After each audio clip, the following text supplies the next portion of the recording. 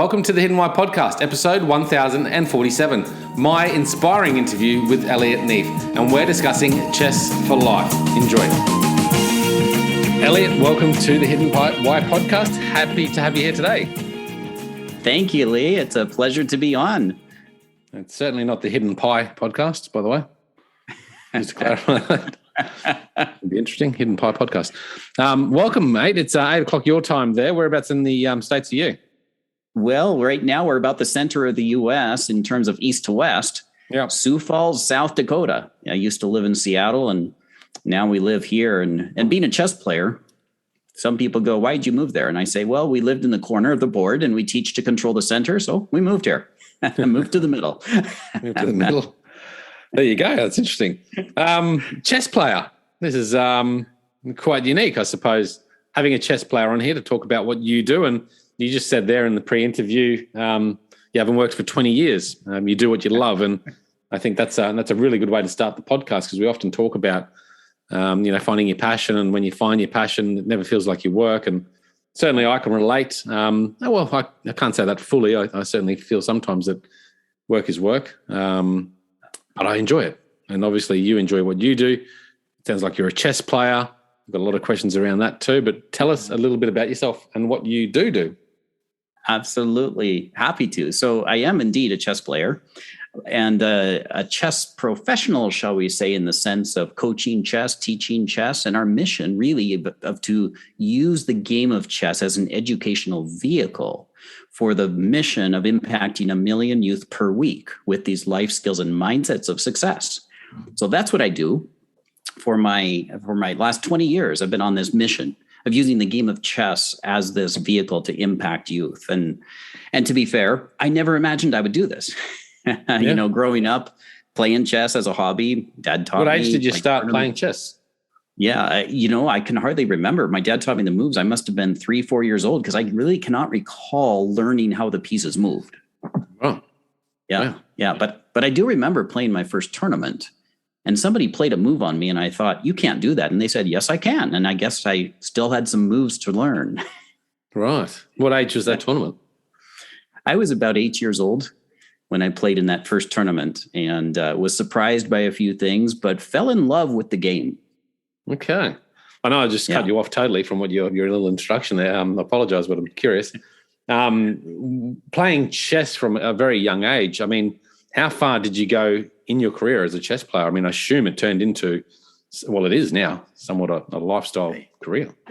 Yeah, indeed. So as a young player, I just loved the game and self-studied. We did not have resources at the time to have a professional coach or anything. I just read every book I could get my hands on. And one of the secrets to getting better was I like to say, well, we had no professional coach. I've had several hundred coaches, because every single game I played, especially the games I lost, we applied this mindset. And at the time I didn't call it this, but I really learned it by doing. You can win in the game of chess. You can draw, which means there's a tie. And what else can happen? Well, you can learn. Right. You see, most people say lose, but my mindset and the way I got better was learning from my opponents. Every single game I played, I would always ask my opponent, "Hey, do you mind looking at the game? Let's talk about what we could have done. Maybe you can share some ideas for me." And so I self-learned the game really, and had a passion as a young player.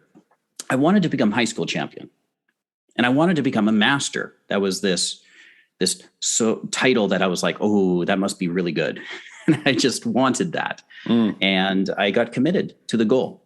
What was that want for that to be the chess master? Yeah. What was the drive there? What was the reason for your desire to want that? Do you know, like reflecting that? I think it was this underlying desire to be a champion, to achieve something that my dad and others would be proud of. So this acknowledgement, desire recognition. Yes, recognition, all these different things. And yeah, it's fascinating thinking back to that, because I played my first tournament and immediately I had this spark, like, I can do this. I want to be able to accomplish this. I want to overcome this, because I did not win that first tournament, but I like to tell students, guess what? Do you think I gave up? And they're like, well, no. I said, so no, of course not. Otherwise I wouldn't be here. So I studied all year long. And I came back and guess what happened? They're like, you won. And I'm like, no. It took me 4 years of not giving up before I won my first tournament. And then at age 12, I was like, I really want to be high school champion in my state. Yeah. And I committed to the effort rather than the outcome. And I said, I'm willing to put in 4 hours a day of personal training to improve my chess. And I did. And by the time I was 15, I won our high school state championships and earned the master level title. Yeah, well done. A couple of things you just said there is, that win, draw, or learn. I think, again, you're talking about chess, but it relates to anything in life, doesn't it? Every day we have an opportunity to go out there, win, maybe come a tie or learn. Yeah. And certainly I'm a real estate professional myself, and that's exactly the case in my industry. And the other thing there that you sort of touched on, which perhaps we can jump into a little bit further, is the outcome, focusing on the process, not the outcome necessarily, and what can you do. Tell us a little bit more about that, because it's easier said than done, I think. Absolutely. And I have to say that while we have turned this into some tangible ways now, back then I was just stumbled into this. Yeah. You see, when I had this goal of achieving high school champion, I had no idea who else in the state had that same dream and desire and goal and was putting in the effort. So I said to myself, for me to achieve high school champion, there's already some people, and I see that they're about master level. So I guess I have to be a master. Well, to get to be a master, what do I need to know? And I said, I don't know, but I guess if I read every book possible, I'll probably be close. So I made a list of every book I could find from the library, and I started reading them. I read the Encyclopedia of Chess. Didn't learn much, but now I can tell you a little bit about the history of chess. But the mindset that I came up with just on my own was, I said, what am I willing to do to achieve this? And I said, you know what? I'm willing to commit to this 4 hours a day. And I was homeschooled, which helped. So I had some flexibility. So I would get up at 4 a.m. and commit to getting my school done for the day. And then after breakfast, I would commit to 2 hours in the morning and 2 hours in the afternoon. But I said to myself, there's somebody out there who's doing the same thing. So any day I can do more than 4 hours, I'm getting ahead of them. And I created this imaginary opponent in my mind. And my battle was with this imaginary opponent, and the scorecard was how many days consistently I could do 4 hours or more. And my commitment was just that. Every week, my scorecard was, did I get in my 5 days of at least 4 hours a day? And anything beyond was what got me ahead of this imaginary opponent. Yes. Like it. You see, and I just kind of fell into that because it was a way for me to check the box and say, I'm succeeding in my effort, even though if I didn't have a tangible way to say, I'm getting to my goal. So effort is more paramount than the goal? Absolutely. The dream has to be there, or you don't have a why, in my opinion. But then what is required in my view, and what I think is so powerful, is then crafting a plan. And this is where somebody who has knowledge is so excellent if you can pair up with a coach or somebody who's walked the path already. Doesn't matter, chess doesn't matter what part, in my opinion, in life. If somebody who's walked the path can say, guess what? I've been where you are. Here's where I am. Here are the inputs necessary. What are you willing to commit to in terms of effort? Yeah. And based upon your willingness to commit an effort, I can give you a pretty good estimate of how long it's going to take you, or if it's a reasonable goal. Yeah. I didn't have that. I had to just discover it. Yeah. And I stumbled into it. So for young kids that you're teaching with this program, obviously that's a big benefit to them to understand that if they can commit to that level of effort, whatever that level of effort might be, then I guess the results will ultimately take care of themselves.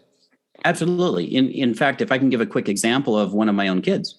He enjoyed playing chess, decent chess player, and we played at home. We never forced it, just enjoyed it because I think it's a great way to train the mind in so many different ways.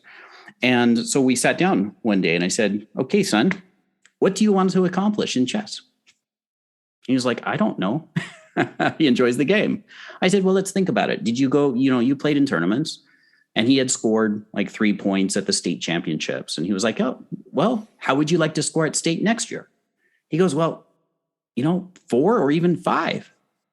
I said, great. Now you have your dream. Now for you to get there, let's do a little research. So we pulled up everybody who scored that score. Here's the ranking level in chess they were. So I asked my son, I said, so what do you think your rating, so your skill level probably needs to be for you to score what you said you want to score? And he goes, well, that number. And at the time, that number would be over 1,200, actually it was 1,300 in terms of chess ranking for anybody who knows the chess numbers. And at the time, he was about 800 to 900. So I said, okay, for you to get there, from my experience, you need to be better in these aspects of the game. Here's 3 books that I would like you to study if you want to get there. If your dream's big enough, you really need to go through these 3. You need to do this practice. You need to do about this. And how much time are you willing to put into it, son? Yeah. And he came up with a number. And I said, great. You to put in that input. I don't care if your ranking goes down as you're doing the inputs. I just care that you put in that input for 6 months. That's it. And then we'll see where you're at. And he did. He put in the input. But in 2.5 months, he had achieved his goal already. Yes, well, yeah. What age was that? He's now 11. At the time, he was 8.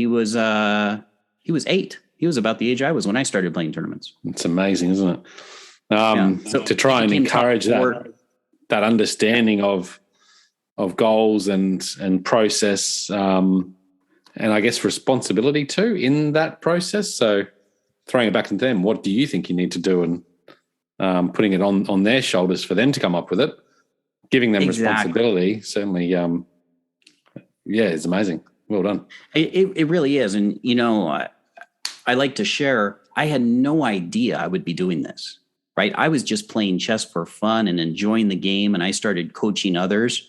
And these ideas that I'm articulating here, I never articulated at the time. It was only upon reflection later that I realized what I had actually done in this practice. Yeah. You see, I started coaching my teammates in high school because I wanted to win. So I got practice coaching. Yeah. And then I was coaching other students part-time while I ran another company. I worked in a few different professions. Never once in all those years did I ever dream I would be doing this as my full-time pursuit. Yes. Yeah. Until the light bulb moment.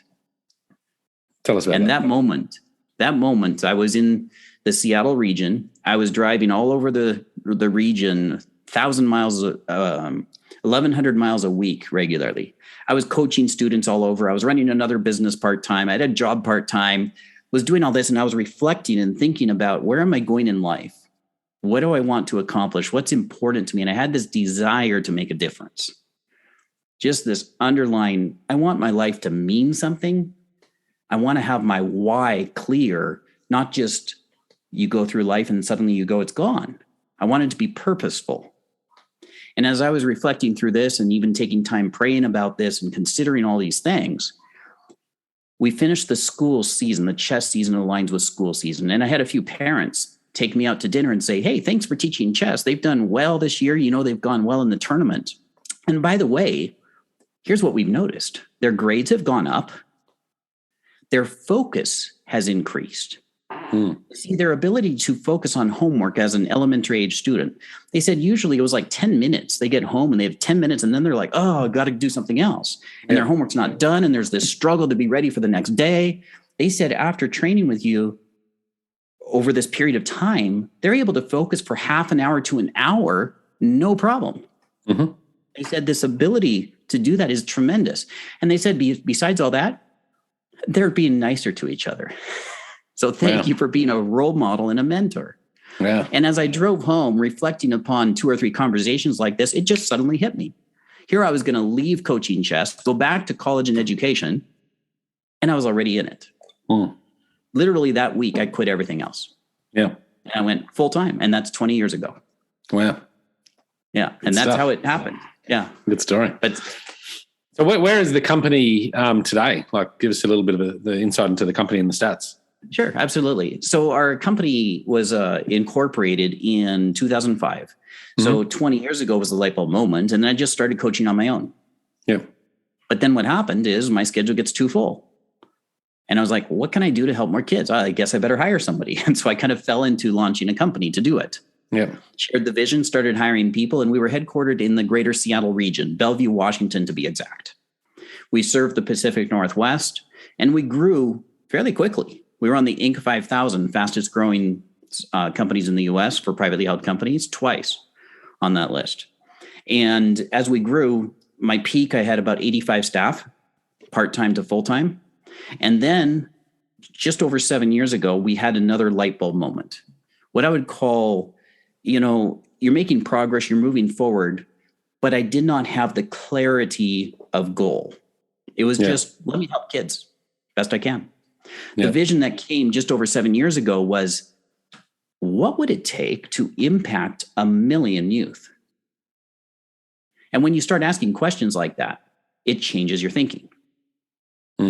And so what happened is we started to actually scale back the complexities in order to create structure that would allow us to scale up for impact. And it was really fascinating. When you ask the right question, the answers many times become obvious. Right. You see? So at first, that's got to be some training as well to be able to ask yourself those right questions without having that mindset of limitation. Yes.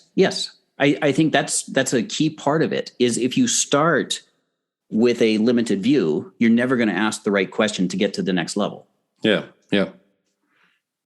In fact, one of the mindsets that we try to give kids that we've brought together in the 10 mindsets of success that we talk about, win, draw, learn was the first one. Another very key one that we talk about is very simply the can-do attitude. And we like to say, if you think you can, you most likely can. Mm-hmm. But if you think you can't, well, you're always correct because you won't try. Yeah. So start with can, and then go, what would it take? Yeah. And then do your best and try right away and fail fast, because the learning comes from the fail. In fact, I like to say FAIL stands for, can you guess? No, you go. Tell me.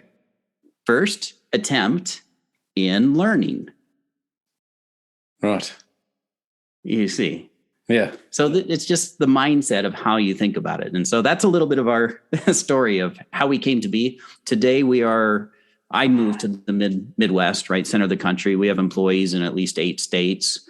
We have tools that are accessible to over 300,000 youth right now.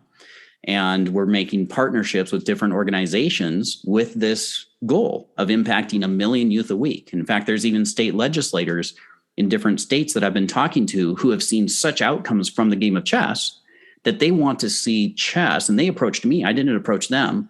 They want to see chess made an official part of the state-funded education. Mm-hmm. Yeah. Are you bringing it to Australia? Hey, there we go. Love to go down under. Yeah, that's cool. Actually, sorry, you go. Yeah, a student of mine did move down there. One of my early day students. Really? He's now in software, also coaches chess part-time online. Yeah. Yeah. Some good folks down there. My nephews play chess very well. I've never been a great player of chess, but never really tried to learn or improve. But interesting game. But I love this idea of helping kids learn this process, because I think it's a really important process in life. And obviously that's where the connection's coming from, is whilst they're playing chess and maybe not having this goal to be a chess master like yourself, they're using these skills in everyday life. Absolutely. In fact, we find that people as young as 3 and 4 year olds can connect with aspects of the game as long as you don't make it too complex. And it's amazing, even at the preschool level, where these youth, using just a couple of pieces, can learn to problem solve together, to learn patience, to learn never to give up, to work together, learning all these basic skills that are really essential for your future success. Yeah. And so it's really fascinating. And the beauty of it is all the kids just think they're playing a game. Yes. That's good. They're like, let's have some more fun. Let's do some more of these. like feeding your kids healthy food. There's techniques for that. Going back to this idea of focusing, having the dream, but focusing on the process rather than the outcome, I assume there's some challenges that you face with kids around that. And number one, I would think that perhaps, if they're following the process but not really completing it. So let's say you had 4 hours a week and you're really only doing 2.5, that might create this negative mindset for kids.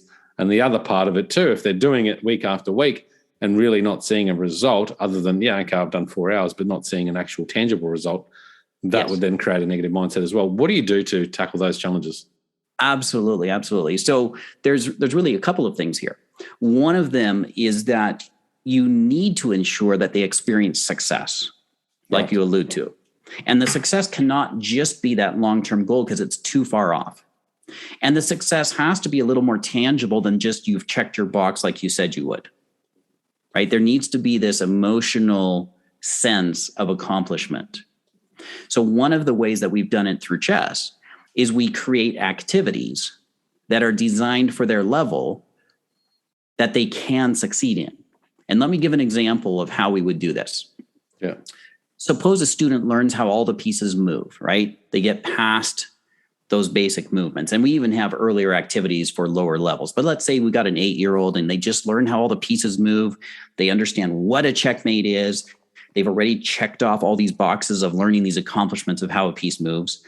Well, if you sit down to play a whole chess game, the odds of them winning or doing well are very, very low. And if they keep practicing over and over, they're still not going to experience success. Mm-hmm. So instead, we'll set up a position like they have all of their pieces, all 16, but the opponent, their partner who they work with, has only a king. Now you'd say that's not a fair game. Well, no, it's not. But now listen to the goal. The goal for one side is to checkmate that king in the shortest number of turns you can, that they can. And the goal for the side with the king is to last as many moves as they can. Right. So we know the outcome. It's going to be a checkmate because one side has everything, the other one has nothing. Yeah. The question is how many turns. And once they accomplish it, high five, win, you accomplished it. Now can you try again to make it in fewer turns? Yep. So they experience success as they put into practice what they've learned. Yeah. You see, so little wins is essential. And notice I said their partner starts with a king, which means they're going to lose the game. So what have we just taught them? When you're losing, you still do your best. Mm-hmm. And you still learn and practice. Yep. And then you'll get a turn to be on the other side, on the winning side. Well, because you're watching the other person play too and how they're winning. And Absolutely. And so we're ingraining, it's okay to be checkmated. Yeah. You just do your best. And they don't even know that's what we're teaching them. Yeah, that's cool. Yeah. Yeah. And do you find kids have troubles meeting their goals? I mean, their sort of process goals? Absolutely. Yeah. But here's the key about it, is you want to set a SMART goal, right? You don't want to set a dream of, okay, my goal is master. Yeah. Great dream. And I will never tell them don't set it. I will say that's an awesome goal. Now, would you like some input as to some goals along the way towards it? Yeah. And let's set a SMART goal, right? Something specific, measurable, right? Achievable, realistic, it's timely. Yep. And we help guide them to create a SMART goal. And as they achieve the SMART goal, you set a new one. You see, one of the mindsets that I really, really encourage is, let's say you set a goal, a personal objective. Your input is 2 hours. No, let's just say it's 4 hours a week. Okay. Yep. If the student comes to me and goes, Coach, I got in 2.5 hours this week. They come to me feeling like a failure, right? But my question and my comment to them is, that's awesome. You made progress this week. Tell me about your progress. Because the difference is your goal is out there, but you're seeing the gap, right? The difference between where you are and where you're trying to go. I'm going to ask you to turn around and look at how far you've come. Mm-hmm. So we're going to celebrate your progress as you come.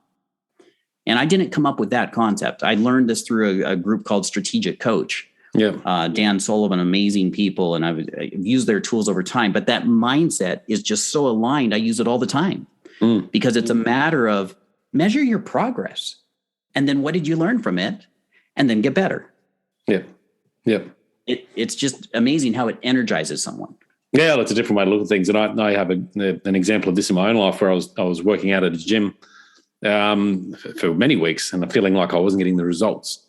Yes. Because I was focused on something else that was probably external to my ability at the time. But anyway, the gym instructor there just said to me one day, he goes, "Geez, you're looking amazing. Like, geez, you've come a long way." And I thought, "Oh, really?" And that was the moment where I went, "Okay, hang on. There is obviously progress there." And that just gave me the motivation to keep pushing forward. So, that's interesting too when you say that, because I think about this with my own children and with others.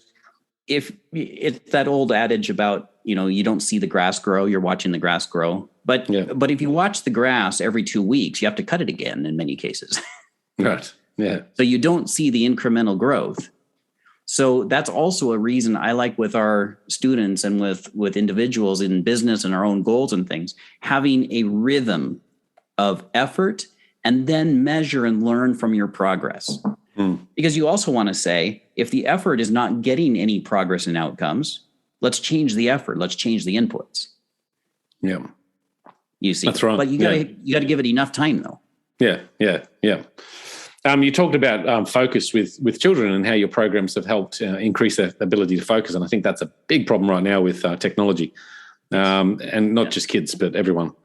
We've had our focus stolen, in essence. How did your program help improve focus? So I was talking about this actually with some students recently who are now into careers, and what's fascinating is. One of them recently, in fact, just this last week, we were chatting, and he's now a software engineer at a company. And he said, focus is one of the big things that came to me from chess. And I said, describe more. How does that go? And I'll just share what he said to me, which is, what I've seen. So if you're in the computer games and these kind of elements, what are you doing? You're reacting, right? You're reacting to things, and you're actually reducing your ability to focus through many video games. Not all, but many. Oppose that with what we're doing in chess. In chess, we're saying, you want to make a turn, pause. If you see a good move, can you think about a better move? Can you think about another alternative? If you do this, what's going to happen? So we're already slowing down our movement into thinking. And then as we go deeper, we start saying, what is your plan and your goal in the position? And let's think through that goal in the position and then backtrack it to figure out what move to play now. You see, we're teaching very strategic thinking. You don't just calculate. You think about an end goal, and then you figure out the steps to get there, and then you decide what move to play now. Mm-hmm. And then as you do that in chess competitions, it's traditional in at least the area we were in that the time control, meaning how much time you have to play a game, because there's actually a timer in chess games, and sometimes you'll see them play these games with a timer, speed chess and all. Mm-hmm. Well, traditional for a lot of the tournaments for kids is you have 30 minutes per side for all the moves in the game. That means a single game can last an hour. Yeah.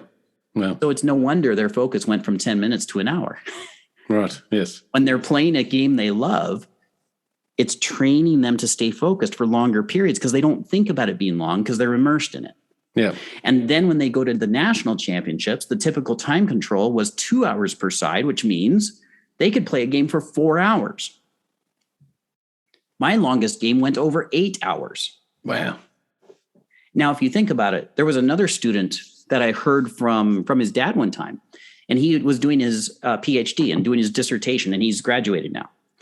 And he told, unsolicited, to his dad, he goes, Dad, I'm sure glad I played chess when I was younger. He goes, at nationals, I was used to 4-hour matches.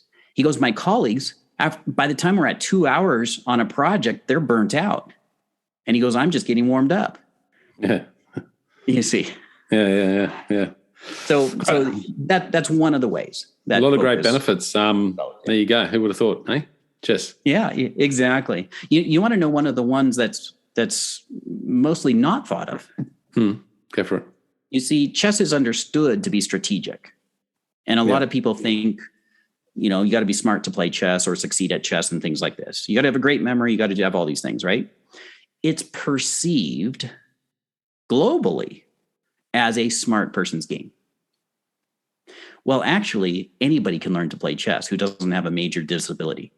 It just has to be learned the right way. Mm-hmm. So what happens is we've even developed various workshops where we'll go in and work with low-income youth and different ones and kids who might start with a failure mindset or a mindset of, I can't.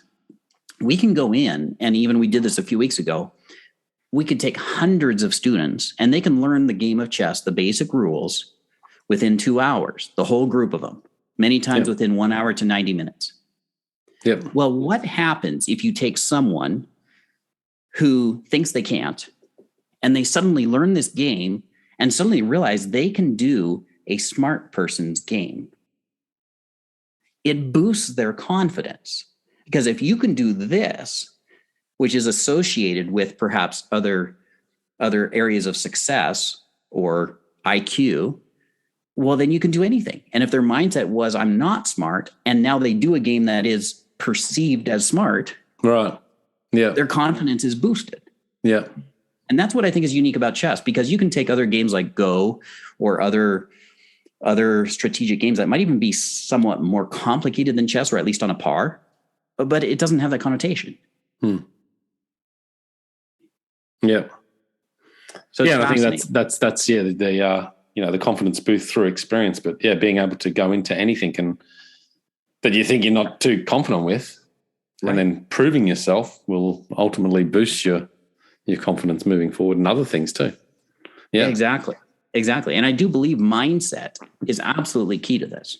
You see, it's why, I don't know if you know, but I published a book some years ago called A Pawn's Journey, Transforming Lives One Move at a Time. Yeah. And the whole idea behind that was to share these mindsets and stories of students who've actually truly accomplished this in life. Yeah. You see, because many people hear Chess4Life and they go, oh, you played chess your whole life. And I'm like, actually, no. In fact, if I've done my job, most of you will quit chess.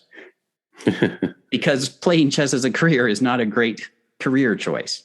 Yeah, you'll get far further ahead, at least financially, if you do something else. Of course, if it's your passion, your love, and you can make it work, go for it.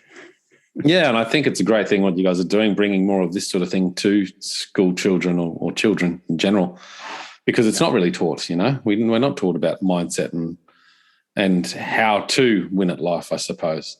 We're just mostly taught. Exactly. Well, mostly just given stuff that we have to learn and not really knowing why. Great thing what you're doing. Thank you. I believe it's crucially important, even more so now, because you look at what the world's gone through the last few years. And then you look at the progress in technology and AI. Yeah. And what does the future look like, right? Half the jobs that are current right now are going to be gone because of AI. So the world is going to be so dramatically shifted in the next 8, 12 years that it doesn't really hardly matter what you know, in my opinion.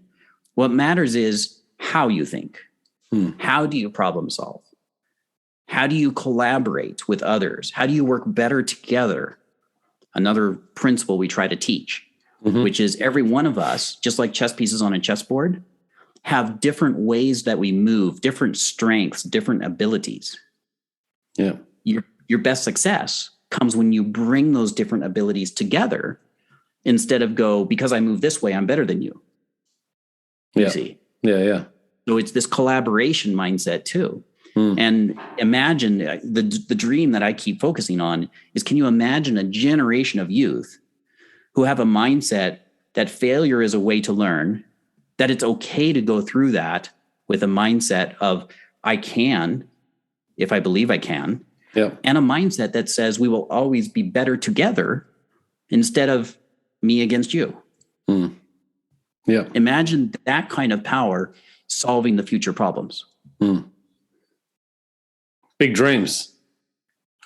It is indeed. But, if it's not big enough, if it's not important enough, is it worth doing? Yeah.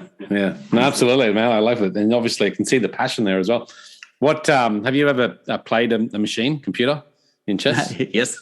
Yeah. Yes, I have. I've been soundly and roundly defeated many times by the chess computers. Back when I was competing, in the 90s to early 2000s, more the late 80s, early and 90s, chess computers were just coming into vogue. And so I played against some of them even to help rank them, because they would play a machine against humans who were ranked in order to give the machines ratings. Right. And I really did not like playing them because they were so unlike playing a human. With a human, there's this battle of mind and will and the psychology of it. With the computer, it was like you could get a great position, and then where a human would probably not defend the right way, a computer comes up with crazy technical means of playing the game. I just never enjoyed it. Now AI has advanced so much, they can mimic human behavior in a chess game, and it's actually more realistic that way.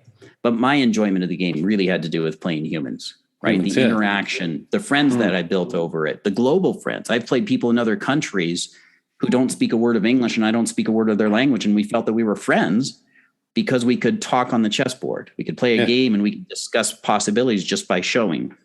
Yeah, It's just amazing. What an amazing game. The borders that you can cross through a game.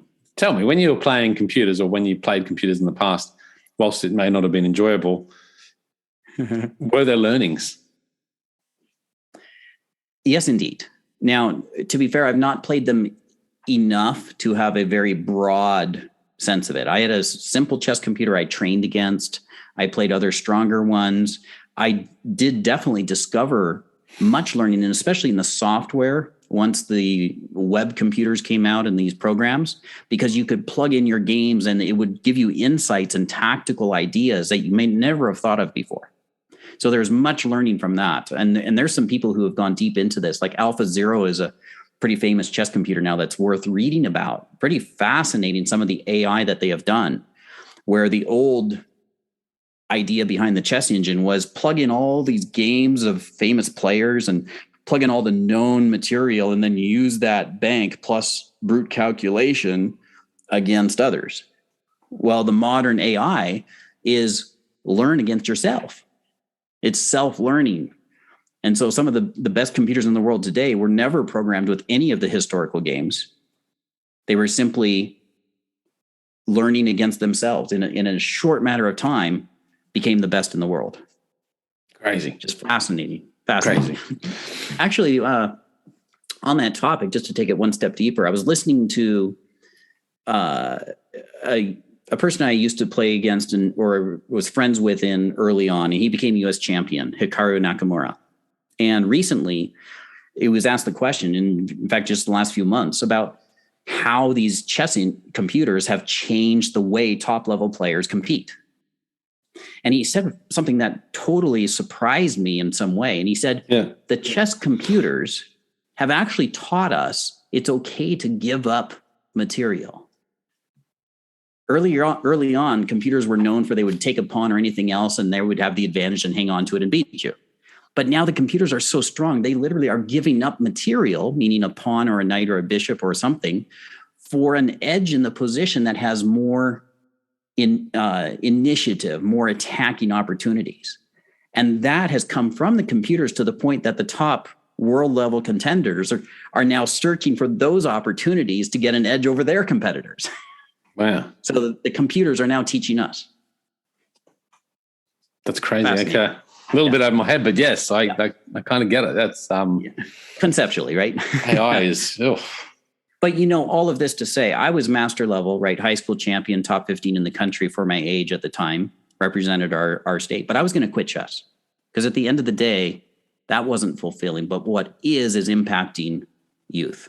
And you don't have to be a master to do it, right? An educator who cares about kids and then has a vehicle like this, they can make a tremendous difference.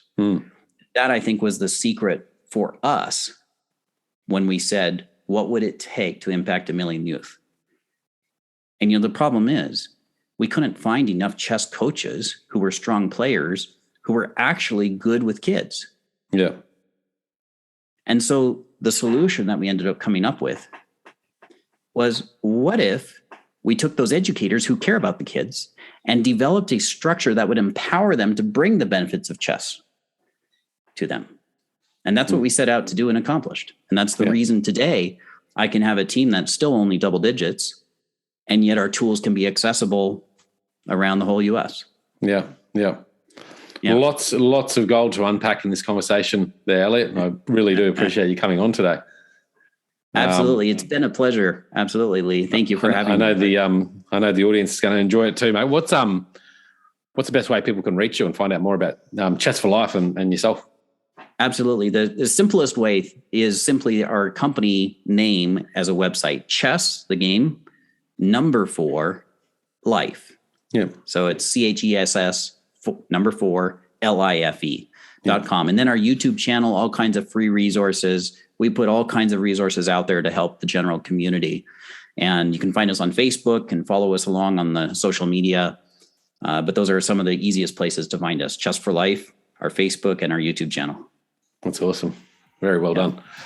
All right, guys, I'll stick it all in the show notes. Thank Elliot for coming on. And Elliot, thank you once again. A pleasure, Lee. Thank you.